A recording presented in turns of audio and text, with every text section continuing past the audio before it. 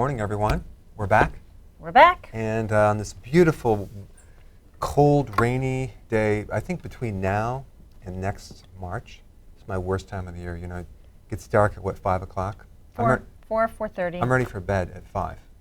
It's pretty bad. It's true. And it's cold, it's rainy, so it's hard to ride your bike when it's raining and it's cold. And there's ice. Could be dangerous. Other than that, I'm good. Okay, good.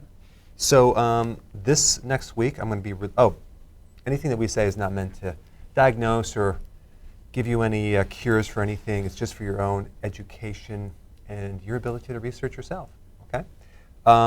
Now, Karen, ask me what kind of videos I'm going to be releasing this next week.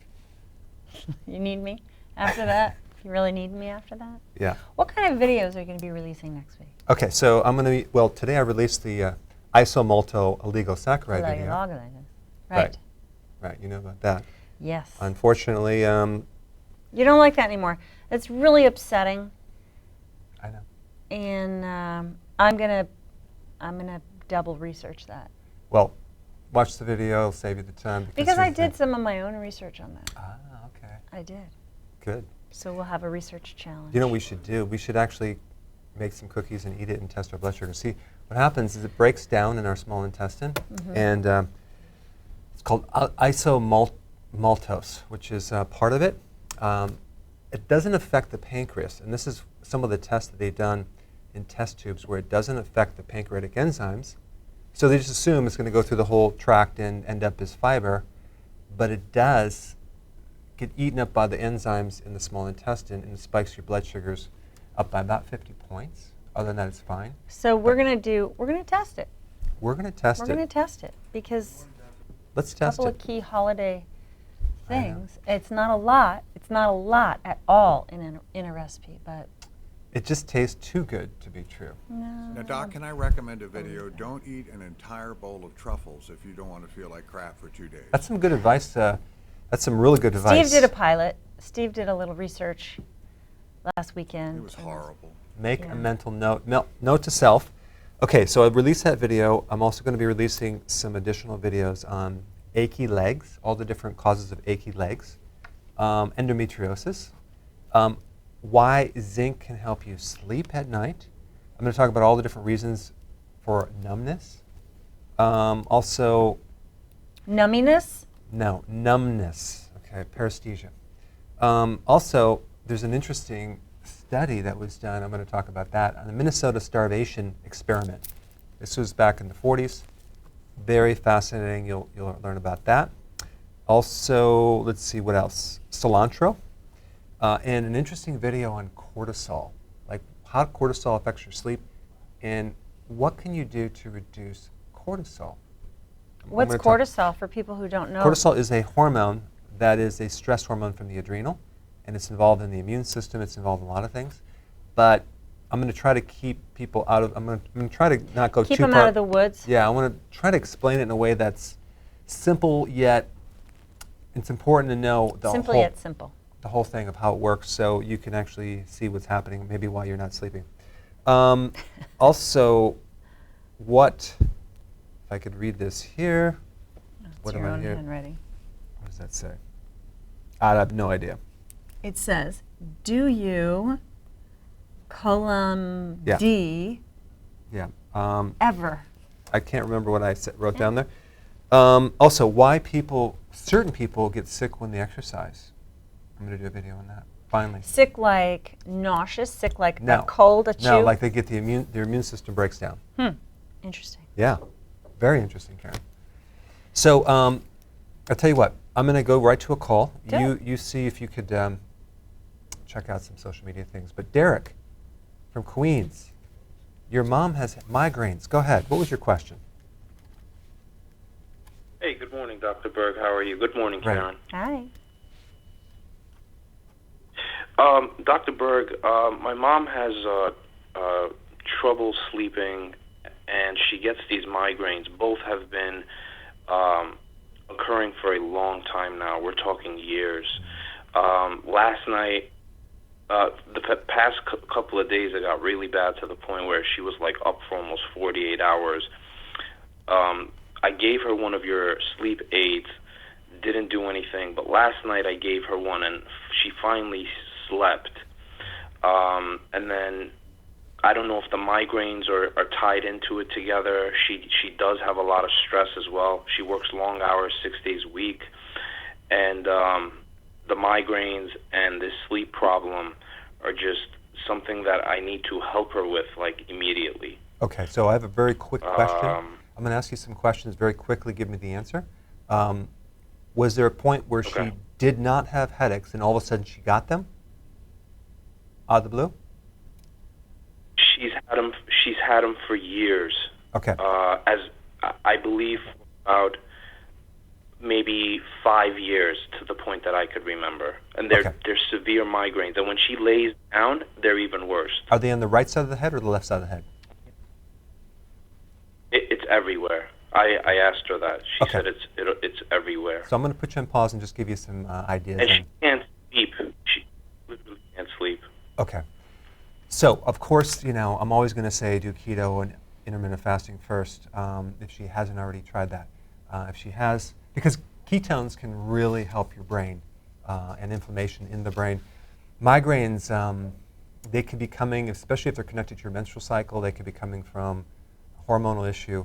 But there's another kind of hidden cause of migraines that has to do with an old injury to the head itself. If there has been, you should watch my video on that, old injuries to the head. I took a lady who couldn't sleep, had headaches forever.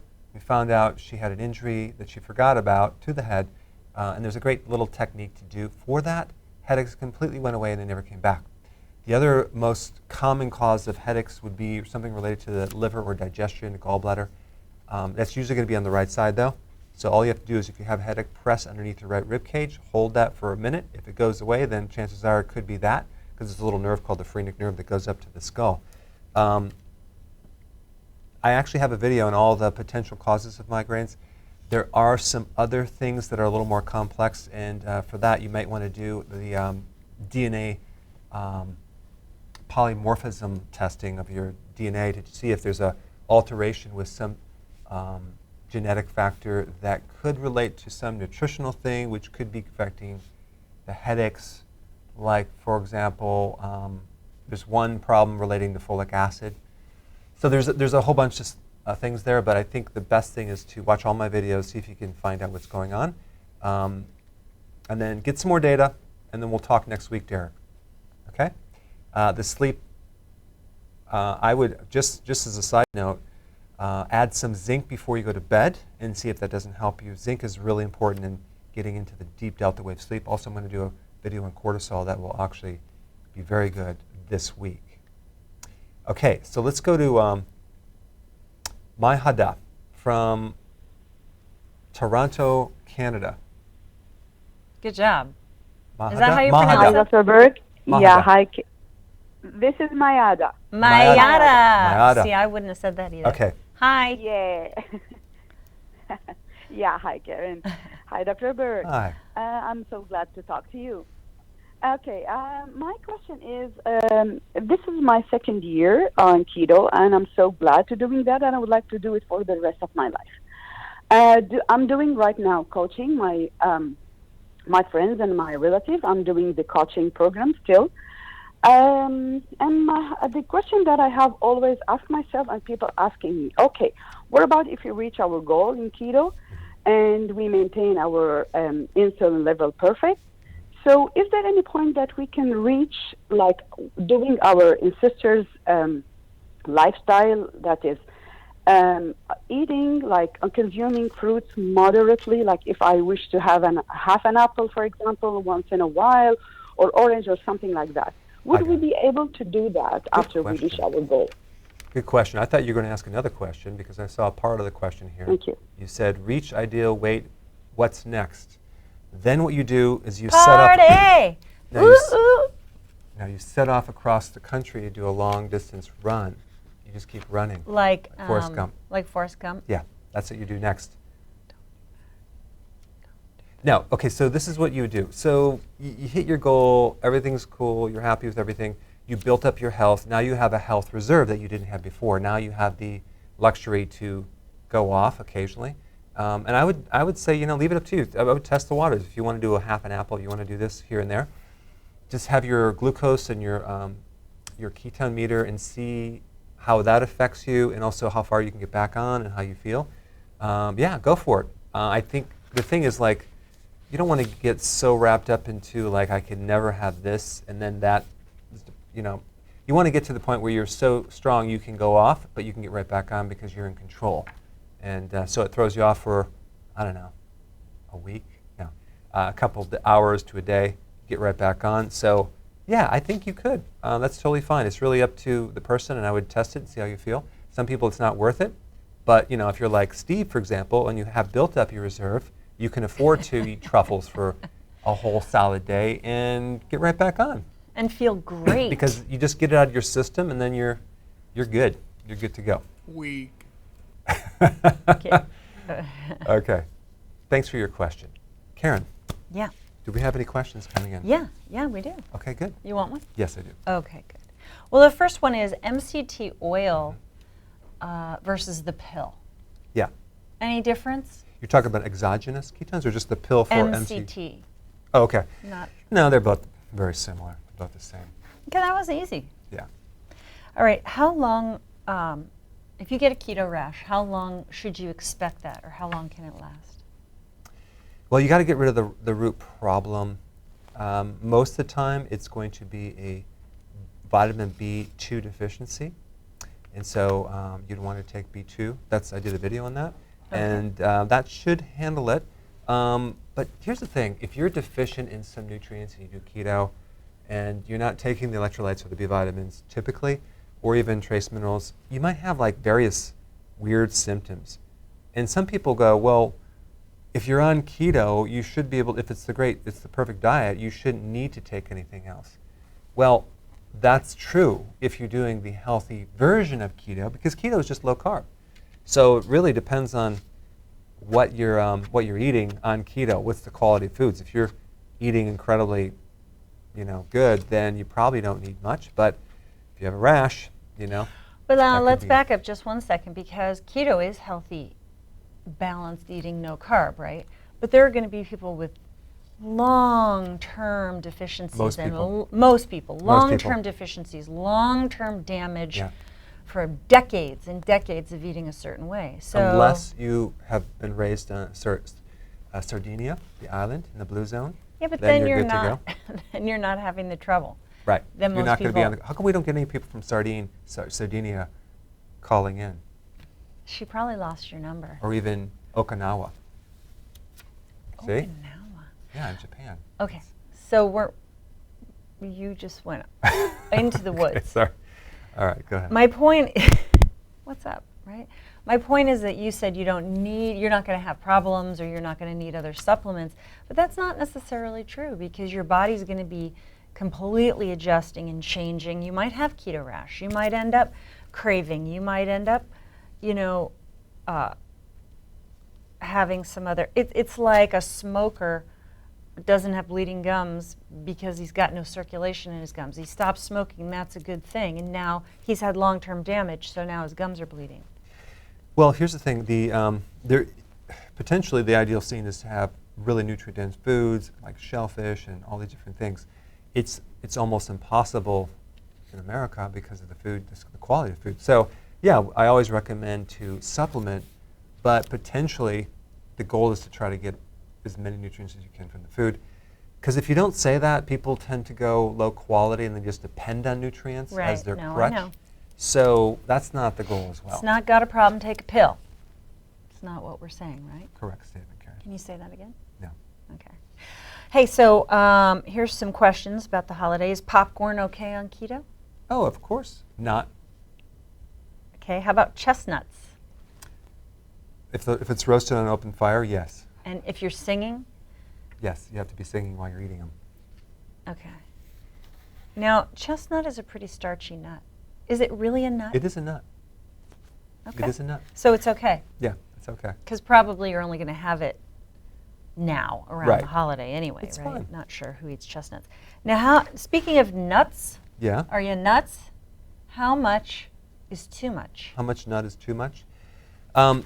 It really depends on your gallbladder and your. The challenge with nuts is you could overdo it, and especially if you're doing peanut butter, you know, you're dumping this quite a bit of concentrated nut, and you're basically overloading sometimes the gallbladder, and you're going to get this thing called bloating. Okay? Bloating. And there are some carbs in nuts, so you have to be careful. And there's also something called oxalates, which then can trigger kidney stones. So if you're concerned, if you're a stone former, best thing to do is, you know, I'm not saying avoid everything with oxalates, but just drink at least 2.5 liters of water a day, liquid, fluid. And Not when powdered water. when you consume food, either take some calcium, a little bit of calcium, or some dairy. Some people don't like dairy, that's fine if you have high quality dairy, just a little bit, because that calcium will bind with the oxalates in your digestive system and reduce the amount that ends up in the kidney. I'm gonna do a video to clarify that, but this would then allow people to not worry about the oxalates as much, because they do rip up the inside of your body, but you can combine them. It's a little strategy and a hack, Karen. It's a hack. Especially if you like It's a chocolate. food hack. Yeah. I like it. I like it. Because Now, chocolate has a lot of oxalates. Go ahead. this is my favorite question of the morning so far. Jack from YouTube asks, what are your thoughts on blue cheeses? I absolutely, positively cannot stand blue cheese. However, Karen love loves it. blue I also cheese. cannot stand the Horseradish. mustard. Yeah. Oh my gosh, I can't I do love horseradish. either one of those. I would probably love it if you combined horseradish with the blue cheese. God, well, you know what, Karen? That's where we differ. But let's say nutritionally or in your diet, what's your thought If it's on organic, you know, I mean, if it's hormone-free, if it's pasture-raised, grass-fed, you're going to be good to go. That's a lot of adjectives. You're going to be good to go. If you want to eat mold, it's up to you. Well, you used to like one that was really stinky. I know. It doesn't taste stinky, but it actually is like Morbier or something. It's Morbier, I don't that's know. I right. just like it. I don't know why. You have to triple bag it in the fridge. So, One more question. Go ahead. What could you do to improve your vision, particularly floaters? That is a state where you're, usually you see this more in a diabetic state where your body's breaking down more tissue than building it back up. It's a catabolic state, it's higher cortisol. I would Catabolic. state breakdown of protein unnecessarily. Okay. When you're in keto, that should improve. There's many things you can take, there's certain enzymes, but I think what I would do, if I were you, is stay tuned for my video on cortisol, that I'm gonna talk about what to do to really lower cortisol, because that's probably underneath that problem. Okay, there you Okay. have it. All right, now, Karen, I have while I go to these questions, I'm going to ask everyone a question. Right. And I want to know on a percentage basis, everyone, how much keto are you doing? 100%, 75%, 50%, or 0%, like you haven't even started it? So just make a note here, because I want to know, like, for new people, if you're 0% or if you're 100%, give us the percentage of how much keto are you doing right now, okay? While you're answering the question, I need to go to Marie from Connecticut. Are you there, Marie? I am. Good morning, Karen. Good morning, Dr. Berg. Good morning. Hi. So I've been doing healthy keto. Hi. I've been doing healthy keto for a little over a year, and I've had great results. I'm down to 1 meal a day because you recommended that because I had stopped losing weight.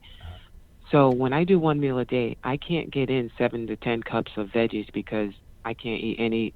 I eat kale and then I'm full. Right. So I've been dropping down my kale, kind of substituting in the riced cauliflower, and I've been eating meat. So I'm still doing good, but I'm gaining weight. It's like my body needs less, and I know you said our metabolism doesn't drop, but I'm gaining weight. I'm probably 10 pounds over my best weight when I started. And I don't know what to do. Okay. So did you say I that? do get hungry, so I can't do a prolonged fast. Okay. So here's a question. But you were losing weight initially, then you stopped losing weight, right? Correct. And then I went to OMAD. Okay. So when you were losing weight, were you doing something different diet-wise? No, I was eating 2 meals a day. Okay. And were you getting in more greens? I was. Okay. Is there any other changes other than that? Other than probably eating a little less?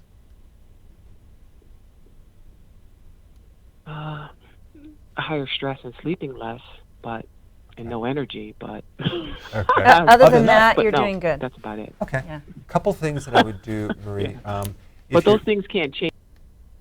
What was that? Repeat that. Those things can't change. I'm No, just no. in a stressful point in my life right now. Okay. So a couple things. There's always a reason why things are plateaued.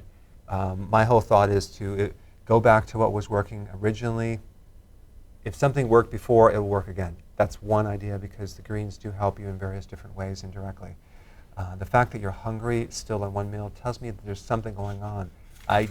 It could be higher cortisol because of the sleep and the stress, which can then cause the problem right there.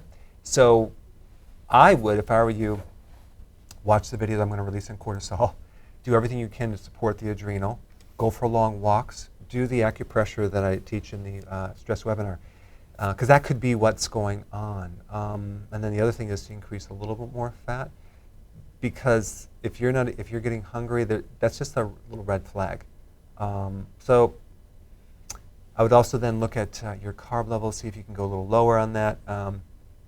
But I do understand with the vegetable thing, if you can't do it, you can't do it. But also, if you're going to do vegetables, I would do green vegetables, not white ones, just because that's going to give you more chlorophyll.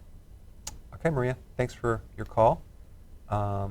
Justin from Carson City, California. You had a question. Justine. Hi, it's Justine. Got it. Okay. So I'm wanting to start the keto diet, but I have issues with that. I have gallstones and sludge. Okay. And a large liver. Okay. Pancreatitis. Pancreatitis. Okay. The doctors want to remove my gallbladder. I want to keep it. Yeah. They also want to rule out pancreatitis tumor. When I do eat keto foods, such as the good fat, cheese, avocado, cream cheese, turmeric, it all hurts me. Yeah. Okay. Good question. So what I've been doing is eating the brat diet. I know that's carbs, sugar, the bad things, but it's not hurting me. Got it. Yeah, I understand. So what do I do first? So this is all it boils down to one question. Do you know what causes gallstones? I do know. When the gallstone issue started, I kind of cut most carbs out of my diet. I was eating a lot of broccoli, cucumbers, and avocados, and then the stomach issues started. The whole I got it. The abdominal issue. Right, but what causes gallstones?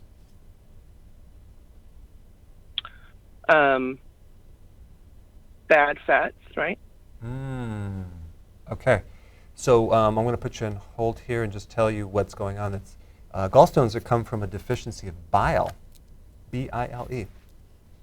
So that's what I would recommend. Watch the video on that just to get an understanding more about what's going on with you, because then you need to understand why you don't have enough bile, and I cover that extensively. The point is that if you have gallstones, that can obstruct the ducts that go from the liver down to the bile duct, and also it can affect the pancreas. That's probably why the pancreas is inflamed. It's coming from a blockage in the ducts from the gallbladder. So I've done a video recently on that. It's very interesting.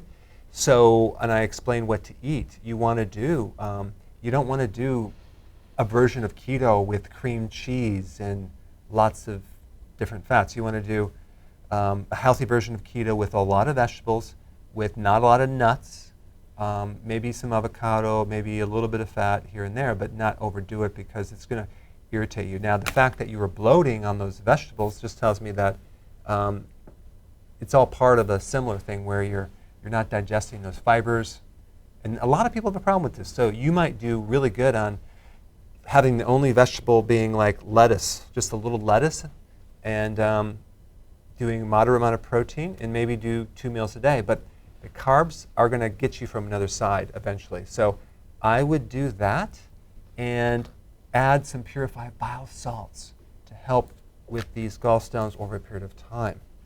I think that's what you need. And also choline. But watch my videos on that because I go through that in detail. Thank you. Karen. Hi.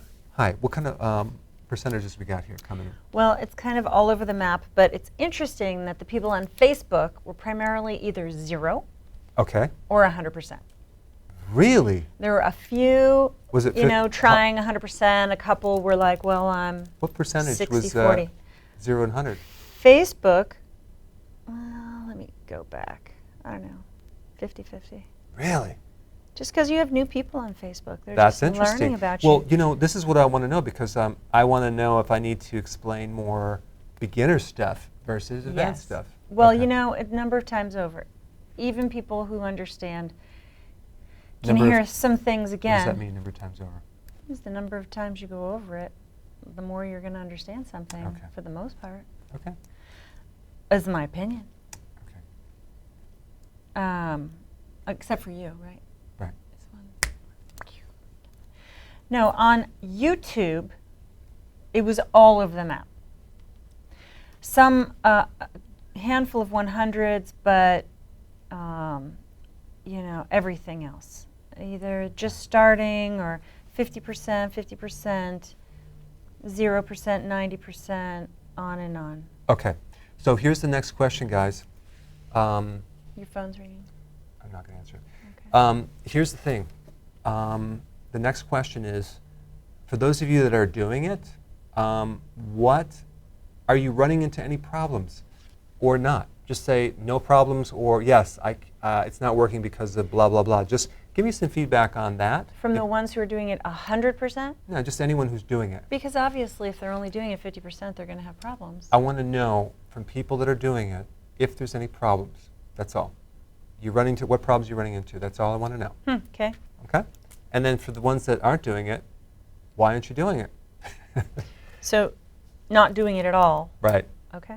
Okay? And while they're answering, do you have a question? So someone is saying they have a friend who did radiation and that it was a big breakdown of tissue. What would you recommend to help rebuild tissue? Well, after the something like thing that comes right up is definitely intermittent fasting. I would do periodic prolonged fasting and then intermittent fasting because your body's going to start to heal in a big way. And of course, keep your carbs down. There's a lot of nutritional things you can do to increase repair, like zinc, for example. That's a reparative mineral. There's a lot more, but intermittent fasting is probably going to be the biggest thing that I would do. The other thing, too, would be for radiation damage, hyperbaric oxygen therapy has been known, probably very commonly, to help with the damage from radiation. People don't realize that, but that's a real, because it floods the body with oxygen and it helps heal different tissues, which, did I release that video yet? I don't know. Anyway, it's a video I talk about oxygen. Let's go to Kubra from New York. Are you there? Hi. Hi. Yes, I'm here. Great. What was your question? So I have kind of a concern with what kind of diet I should do. I really want to do IF because I have Hashimoto's, and I know you say it's good for the inflammation.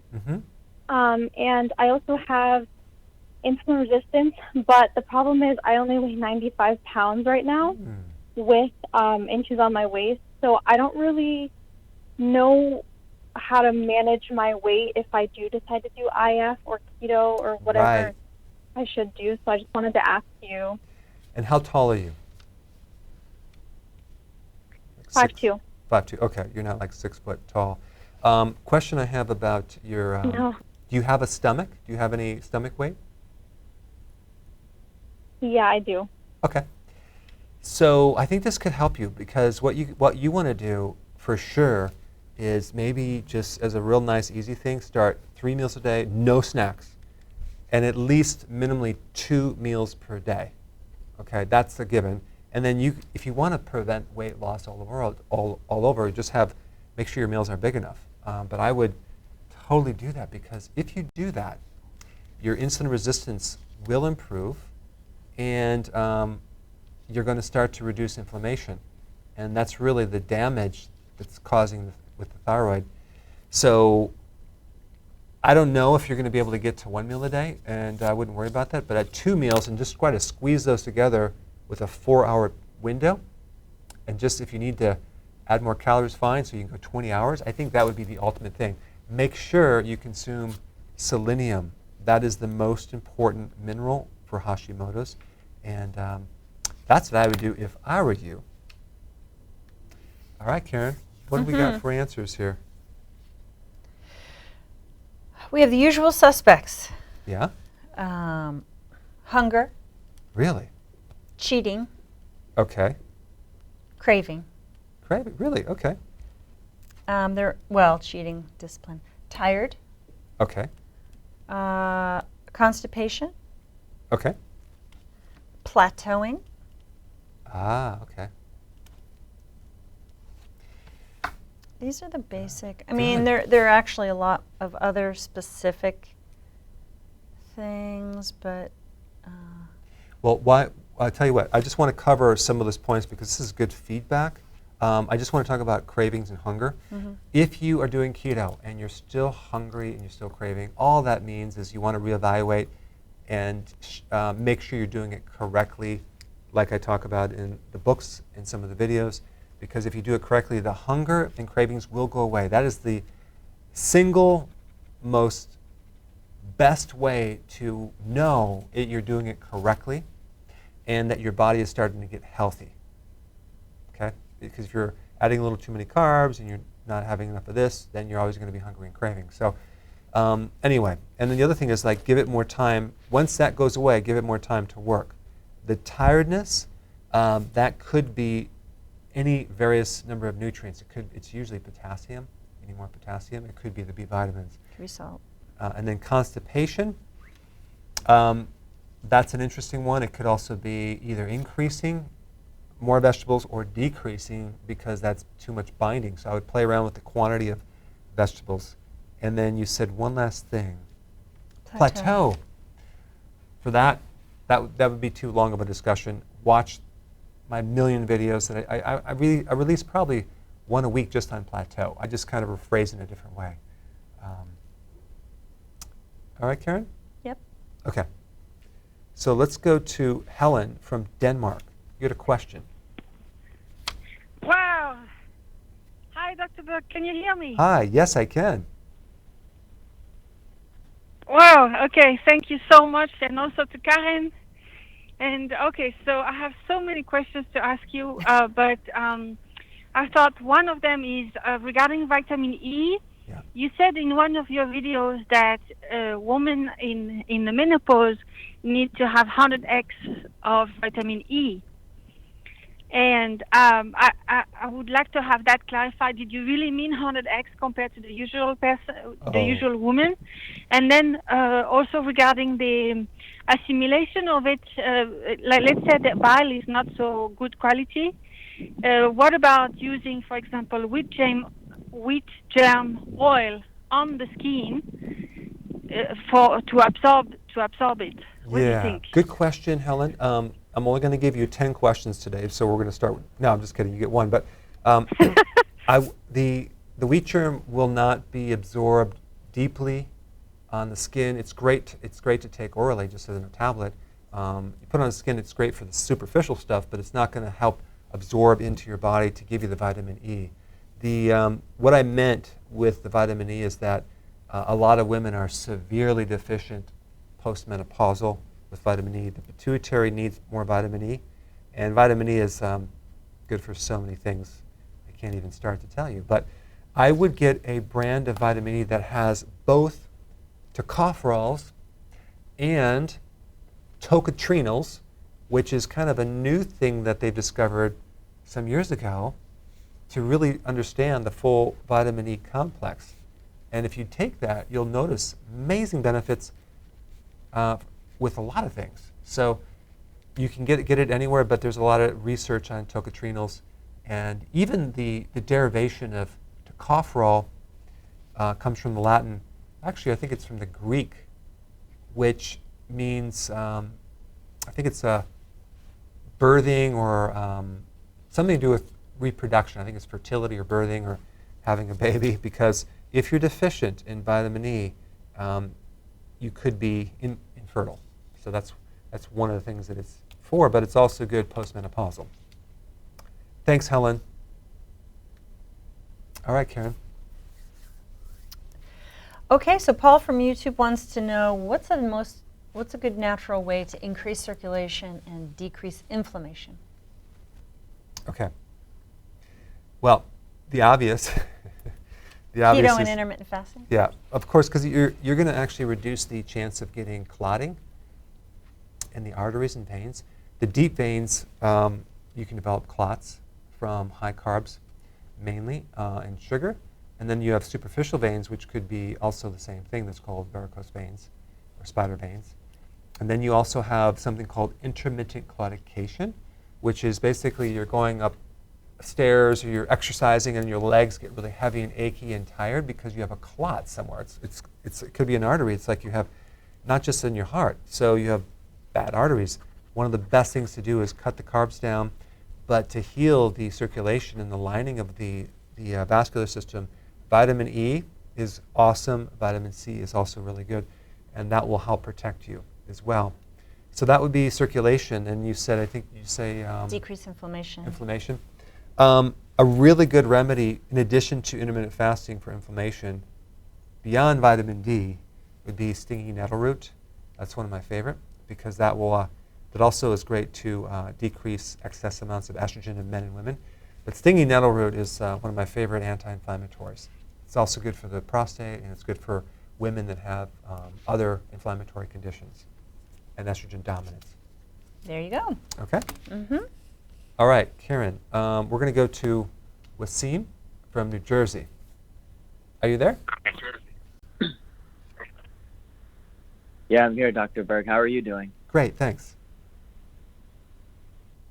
First off, I just wanted to say thank you, you and Karen both. Thank you so much for changing my life. Last year, I've been on keto and intermittent fasting for 16 months now, and you've literally transformed my life. And the gratitude I have for you, I'm so grateful, and thank you. Wow, seriously. Thank you. That's awesome. Thank you. We appreciate that. And I really mean that. You, Thomas DeLauer, you guys really, I could get tears. But ultimately speaking, my question is, what would you recommend in regards to like post muscle workouts in regards to adding carbohydrates for maybe carb cycling to maybe bulk up? Because I actually started keto. I was actually not obese. I was the opposite. I was skinny, but then I started to gain muscle on it, which is fascinating for me. But I don't really want to do the carb cycling where you're eating so many carbs in one day, because I don't feel good when I eat carbs. And I was wondering, what would you recommend for, like, I guess a keto bulk, if you get what I'm saying? What I would do, the best thing to take either pre-workout would be something I have is called keto essential aminos, because it gives you the basic building blocks that you don't have to break down as a protein, and it has a 99% turnover rate. It goes right into muscle tissue with only 1% wasted anything, compared to other proteins, especially whey, where you're wasting a great majority of that either as glucose or urea. So these amino acids, I have more data on that on my website, but called keto essential aminos. It's going to just give you repair for the muscles. So that can actually greatly help, in addition to do heavier weights. But I will say with the carbo cycling, what's going to happen is you're going to actually get bigger real quick with fluid, because you retain a lot of fluid with carbs. So you're going to immediately bulk up and look puffier but it's not going to be muscle. The other thing you're going to do is you're going to worsen insulin resistance, and that means you're not going to absorb the amino acids anymore. But it's true that insulin is anabolic. It actually builds muscle. But the way you fix that is you fix insulin resistance by not doing a lot of carbs, cutting down the carbs, and the body can utilize protein a lot better. I have done a recent video on that. You should check it out because I talk more about that. Thanks for your call, though. All right, Karen, let's see what we got. Manuel's watching. Oh, that's great. Okay, good. So here's a good question, I think, Yeah. from Queen Ilona from Germany on YouTube. Says, I'm doing clean keto for the last 6 months. Is it possible that I'm still not fat adapted because my blood sugar in the morning is between 4.5 and 5.7? Okay. So I think I did a video on this. What happens with people that have severe insulin resistance or pre-diabetic, they get this called dawn phenomena where their blood sugars go up in the morning. Mm-hmm. Like, how can that be? They didn't eat any sugar the day before or at night. The liver is basically making the sugar from ketones and protein and fat. That's where it's coming from, because certain parts of your body need glucose. It's not a problem. I wouldn't worry about it. It's not going to create any damage. But if you had bad insulin resistance, it could take a long time. And I have a video on all additional things you can do, like exercise it off in the morning. That would be really hot. But what happens when you actually cut carbs down, your insulin goes down, but you have insulin resistance. So you still have insulin resistance. That takes a while. That could take a year or two to get rid of that. So now the body has to increase more glucose to drive it into the cells because it doesn't have, it's not working, it's resistive. So then the blood sugars go up because we don't have enough insulin to keep the sugar down. So I know that sounded complex, but I would watch my video on that because I need to write this on a board so you can see it visually. Watch the video. What would the video be called? Let's see which one. I just did one on that. It's called, I'll tell you what. After this video, I will put it down in the link because I have to search for it. I probably did it maybe about 2 weeks ago. It's hard to remember all my videos. So I'll prepare for videos and I'll do them, and then I realize I've already done those videos. So I'm like, darn it. That's okay. No wonder I remembered all the data, but I just didn't remember if I did the video. Okay. Karen, we're going to go to Jafar. Good. From Pennsylvania. It's my hometown, my home state. Your hometown. My hometown is Pennsylvania. Okay, that's a big town. We're achievers here. Pennsyltucky. Okay. You had a question. Hello, Doc. Hi, how are you? I'm doing fine this morning. I have a question for you, quick one. Work as a first responder, and I work midnight. I want to know, when is the best time to fast? I've been fasting, but I start at 10 and I end my fast at 2. So I just want to make sure that I was doing that in the right window. Okay. So you're the midnight shift, so everything is backwards on that. So let's see, that's a 4-hour window. Wait, that's your eating window, right? My eating window, You eat at 10 start and my 2. shift at 10, so I stop eating at 10. So 2 p.m. I will start eating again. 10, that's when I stop. Okay, good. So when I basically, get home, yeah.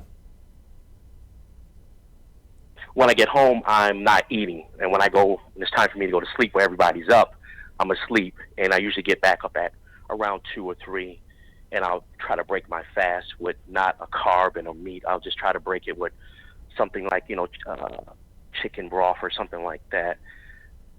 Okay. Or a vegetable. Okay. So if you're basically eating at 10 o'clock at night, and then the second meal is at 2, that's a 4-hour window, which gives you a 20-hour fasting, which is awesome. That would be really good to do that if you can do that. And that's fine. You're just switching the time of fasting. I think you're doing it fine because you are working midnight shift. So I think you're good. I think you're good to go. if you have any other things, like I wouldn't necessarily try to break the fast during the fasting period. Maybe you can do like maybe some green stuff. That would be a better thing than protein. But I think you're doing a great job. Thanks for your call. And Rock from Canada, you had a question about apple cider vinegar. What's your question? Yeah, how are you, Dr. Berg? Good. Fine. So I have Crohn's disease, and I'm following the keto diet now, and I'm at 1 meal per day.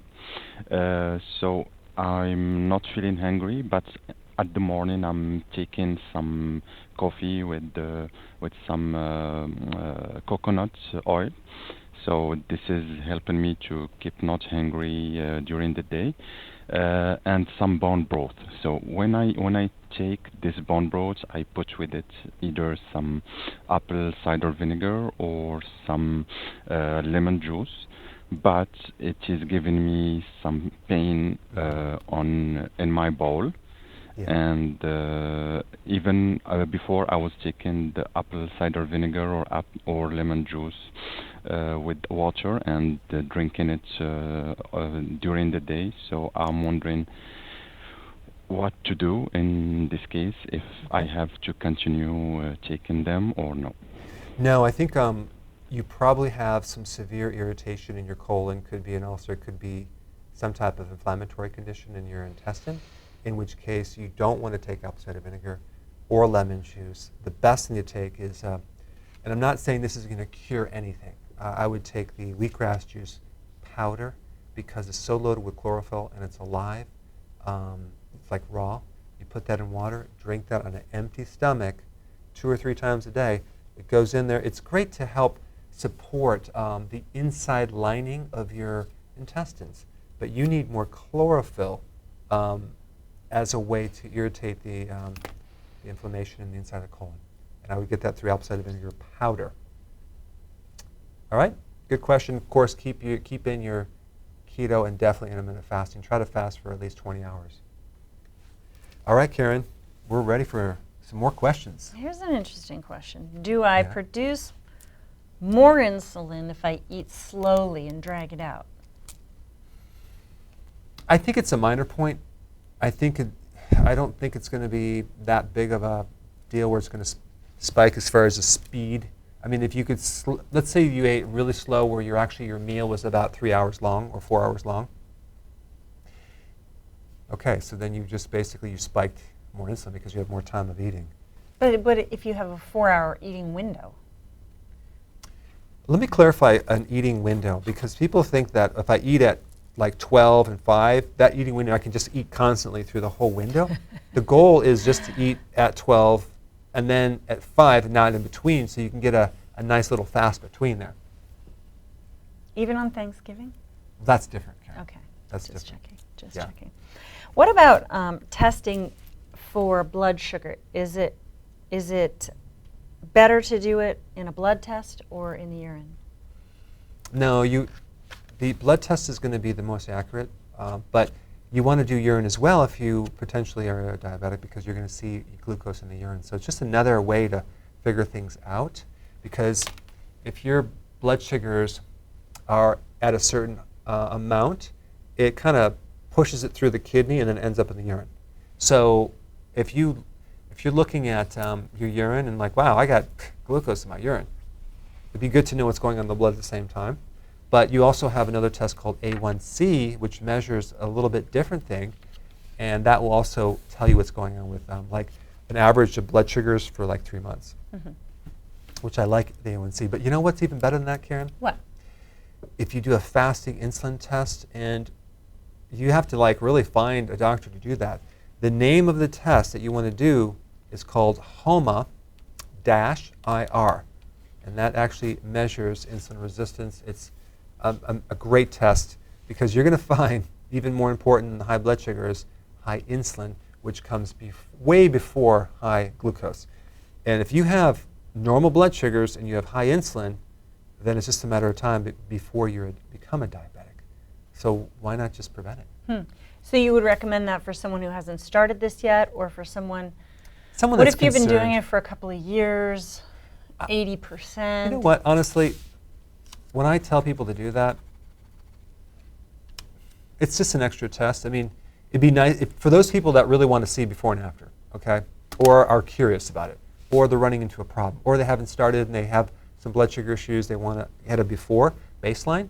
But most people, you know, just jump right in. They do healthy keto and IF, and everything kind of balances out because that's what we're going to recommend to do anyway if you have it.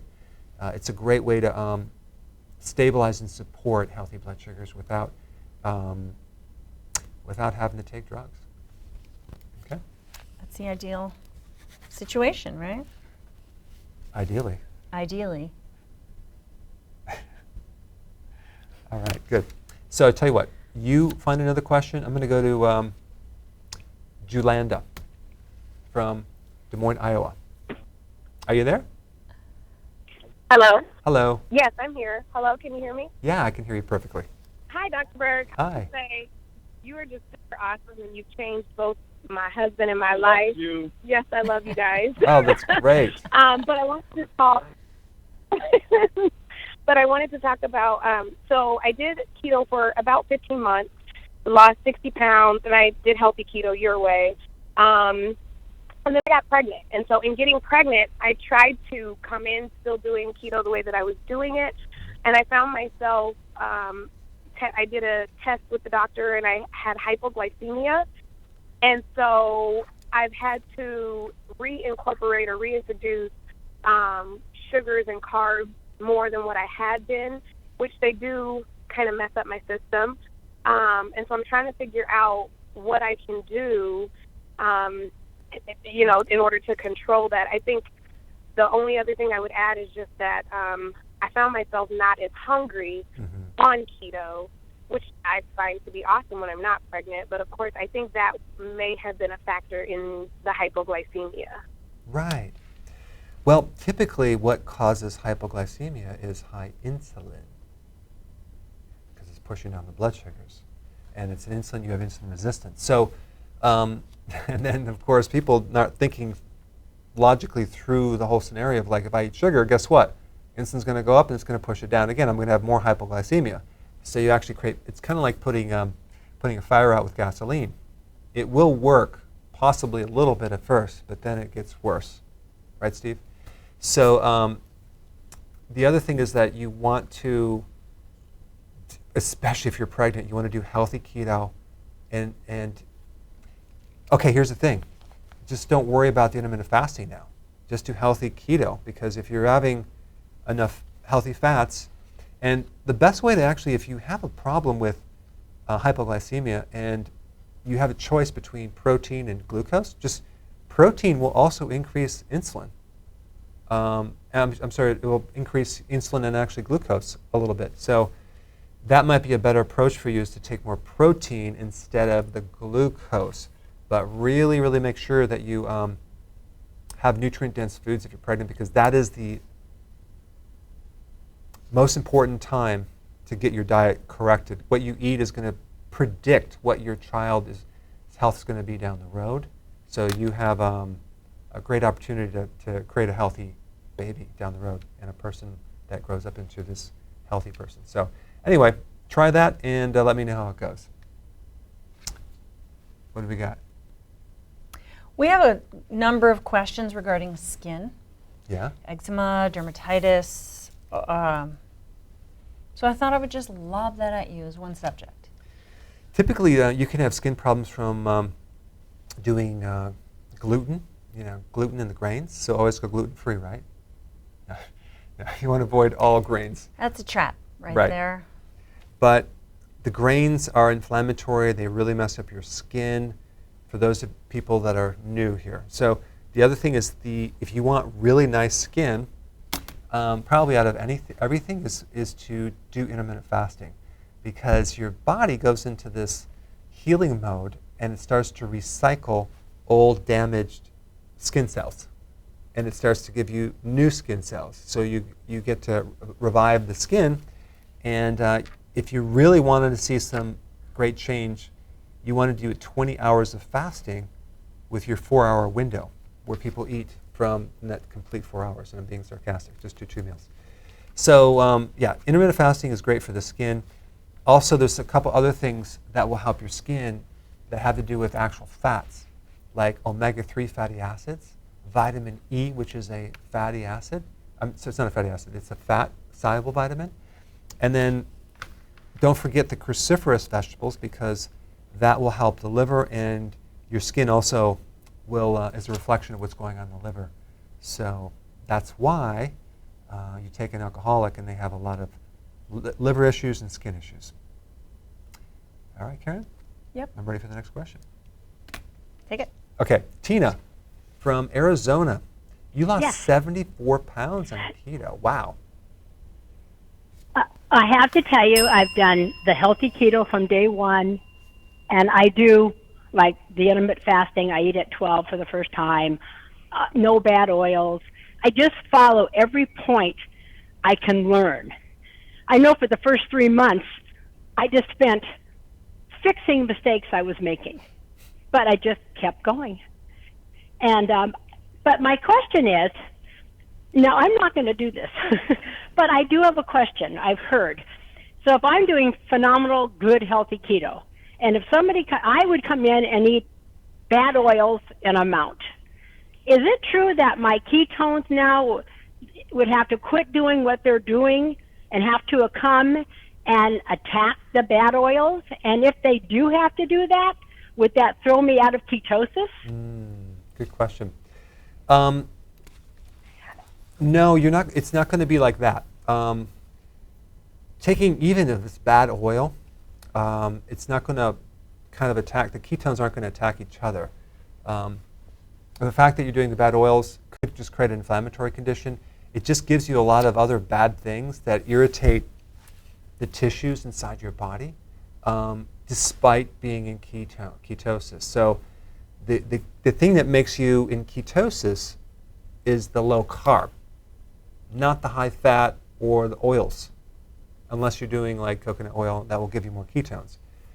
But the bad fats create inflammatory condition, and a lot of times these bad fats have pesticide, heavy metals, country and western, all these things that could, that was a real subtle thing there, if you got that. I just want to see if anyone was paying attention. Laugh. I mean, yeah. I've heard that so many times. times. Normally I would laugh. Right. So all these chemicals really end up messing your endocrine system and creating other problems, especially like the common oils that you get at the grocery store, or the deep fried this, the deep fried that, that irritates the gallbladder and messes up your colon. And the inflammation itself could be bumping you out of ketosis. So there's a lot of other things go wrong, but the bottom line is you just have to avoid the bad oils and you'll be totally fine. Thanks for your call, Tina. All right, Karen, I am ready for some good questions. Okay, what would you do to decrease a menstrual migraine? Yeah, a menstrual migraine would be to, it's usually going to be estrogen dominance. So you want to do things that bring estrogen down. And now the question is, what would that be?